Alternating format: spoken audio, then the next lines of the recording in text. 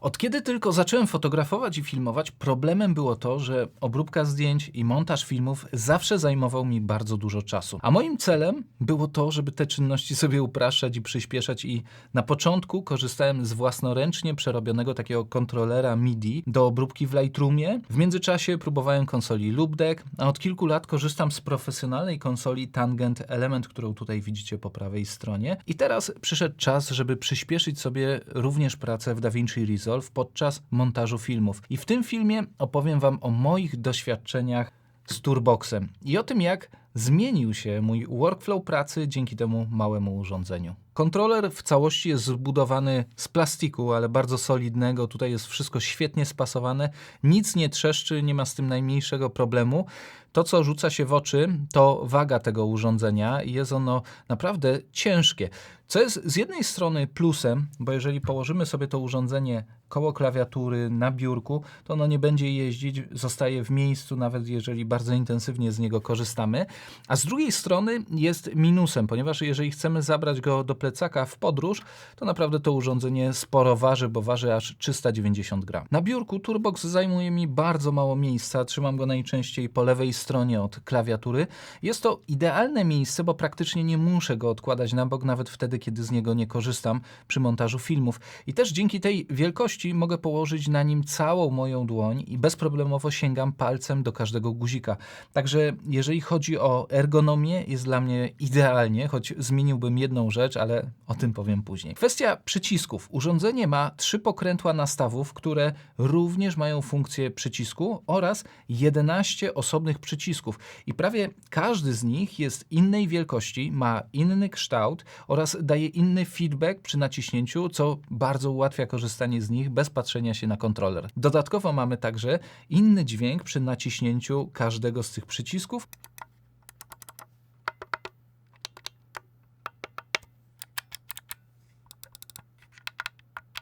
I w kontrolerze mamy także haptic feedback, czyli opcję włączenia takiego silnika wibracji i są to wibracje, które czujemy w momencie, kiedy obracamy pokrętłami i mają one oczywiście symulować efekt dotykania. Posłuchajcie, jak to słychać.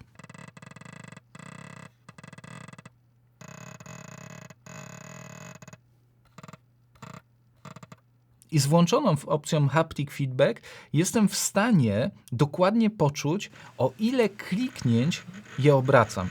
I to przy pracy na przykład z DaVinci Resolve to usprawnia mi na przykład dokładne przesuwanie głowicy do przodu i do tyłu na timeline'ie, czy ustawienie odpowiedniego zbliżenia. To wszystko po prostu sprawia, że po około 2-3 tygodniach pracy z Turboxem tak się do niego przyzwyczaiłem, że bez patrzenia na kontroler potrafię go płynnie obsługiwać i po prostu skupiam się w 100% na ekranie i na tym, co tam robię. I tutaj od razu powiem Wam o ergonomii, bo kiedy myślimy o klawiaturach, myszkach, o takich kontrolerach, czy po prostu padach do gry, często zapominamy o jednym z najważniejszych aspektów ich działania, czyli tak zwanego feedbacku. Wyobraź sobie na przykład, że grasz w grę na komputerze i naciskasz przycisk, ale nic się nie dzieje. Brak takiej wyraźnej odpowiedzi od kontrolera sprawia, że czujesz się po prostu odłączony od gry. I podobnie jest z kontrolerami używanymi w profesjonalnych programach, takich jak programy do edycji wideo czy do obróbki zdjęć.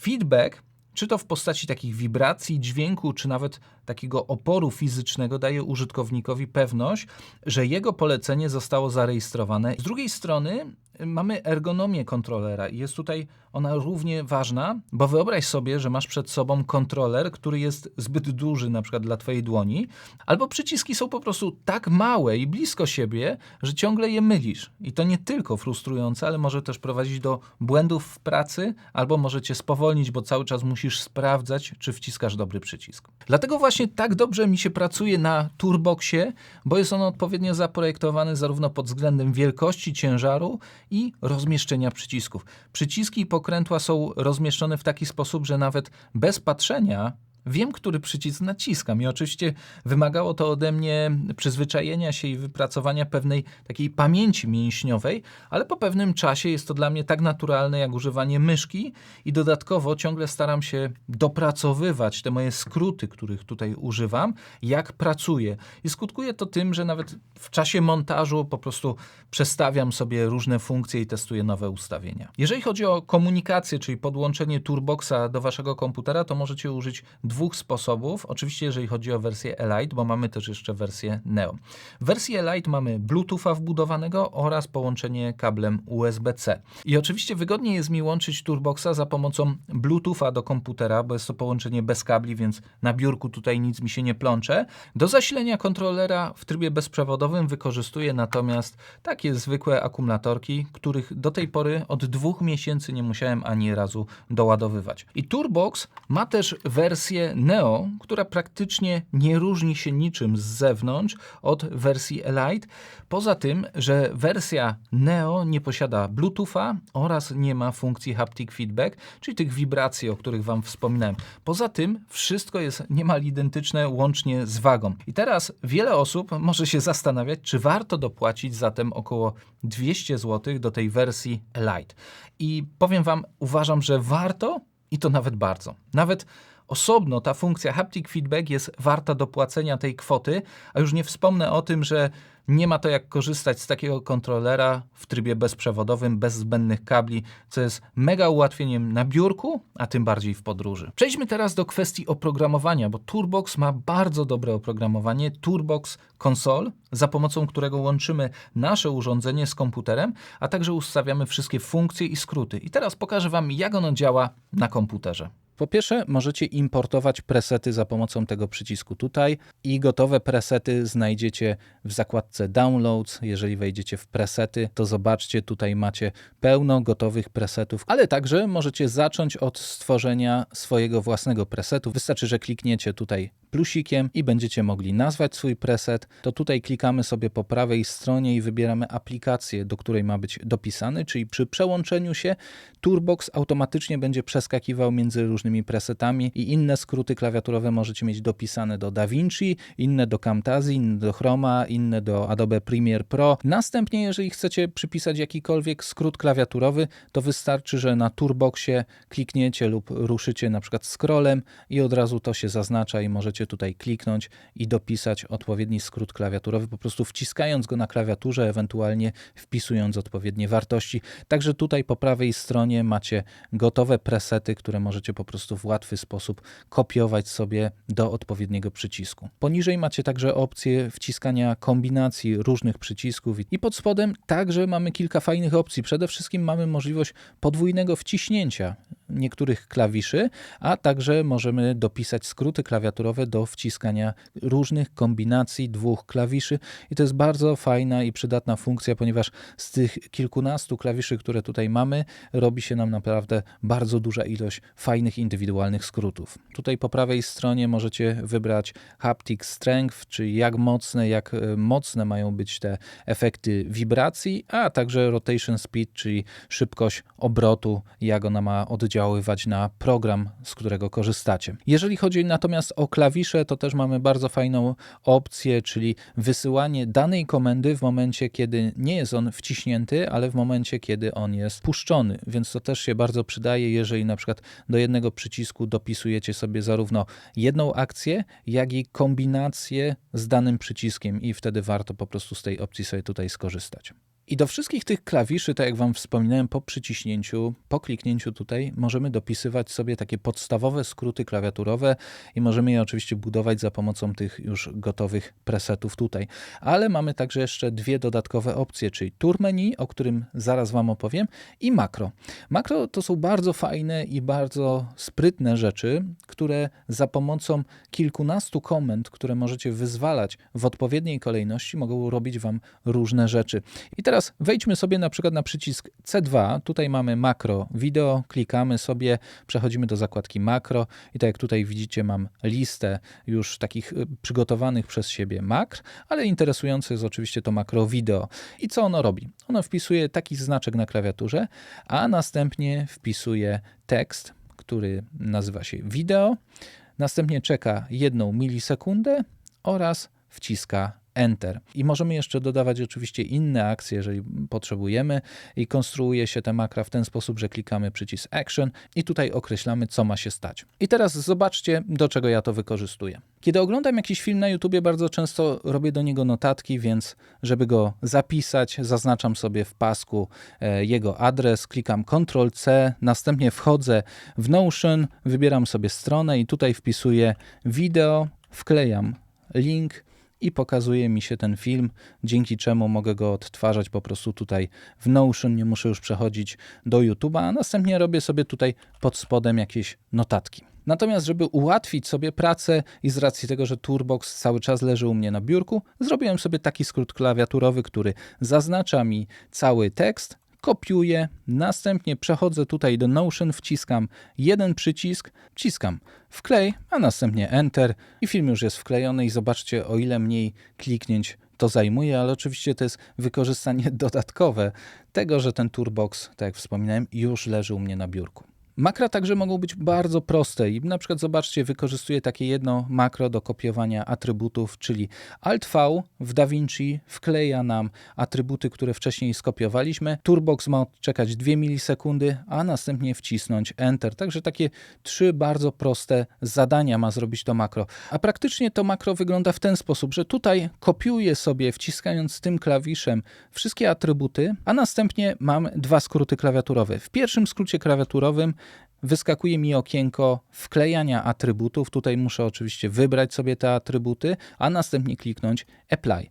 A jeżeli skorzystam z tego przycisku do góry, to zobaczcie, możemy sobie bardzo szybko przeklejać wszystkie te wartości bez tego wyskakującego okienka, ponieważ to makro od razu nam Enterem potwierdza kopiowanie tych atrybutów.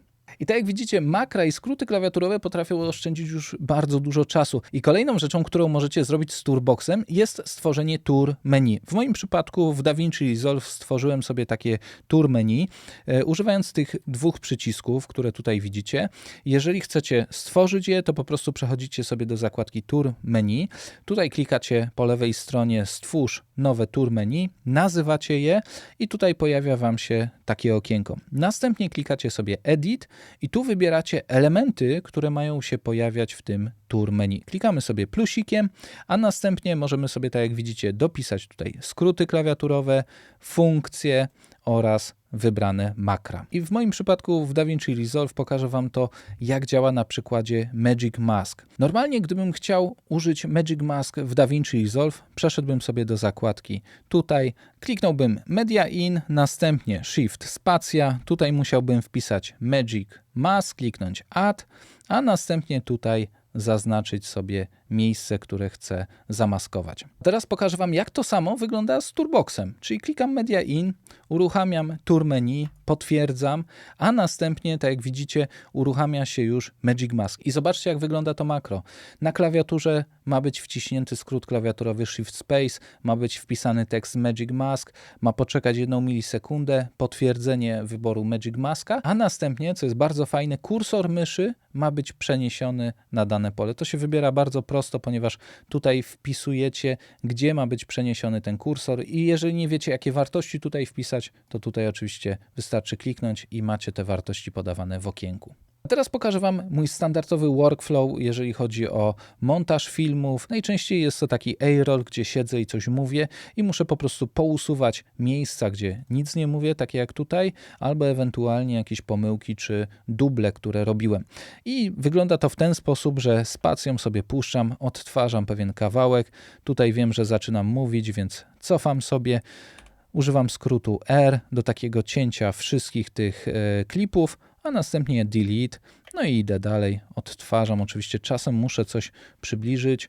Jeżeli mam na przykład takie miejsca, gdzie chcę wyciąć, to robię to w ten sposób. Znowu oddalam, słucham dalej. Czasem korzystam z myszki, żeby przesunąć timeline sobie lekko w bok. Tutaj widzę, że jest cisza, więc wycinam, delete i tak to wygląda. Natomiast jeżeli używam Toolboxa, mój workflow wygląda w ten sposób.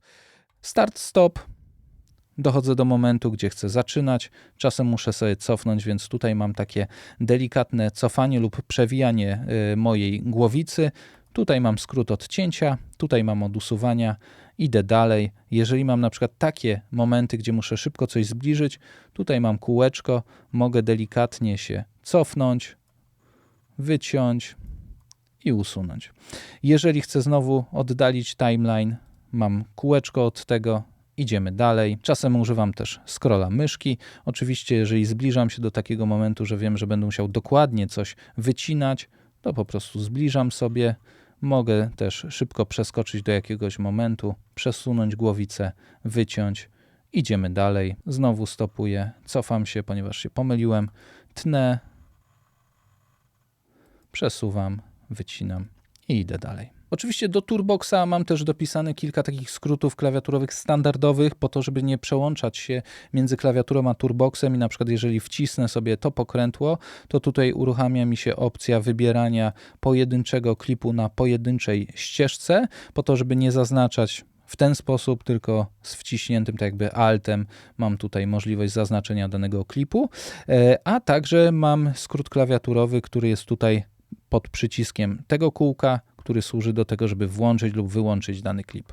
I Toolboxa także wykorzystuję do tego, żeby wybierać odpowiednie fragmenty filmów w oknie podglądu. Jest to szczególnie użyteczne narzędzie, ponieważ nierzadko nagrywam takie birolowe ujęcia, które trwają godzinę, półtorej i żeby myszką trafić w ten punkt, który chciałbym wybrać, zaznaczyć, czasem jest po prostu ciężko i ten klip, kiedy wrzucam na timeline, i tak muszę jeszcze tutaj docinać. Za pomocą tych dwóch pokręteł tutaj mogę sobie odpowiednio umieścić głowicę w miejscu, w którym chciałbym, żeby zacząć właśnie wycinać ten klip.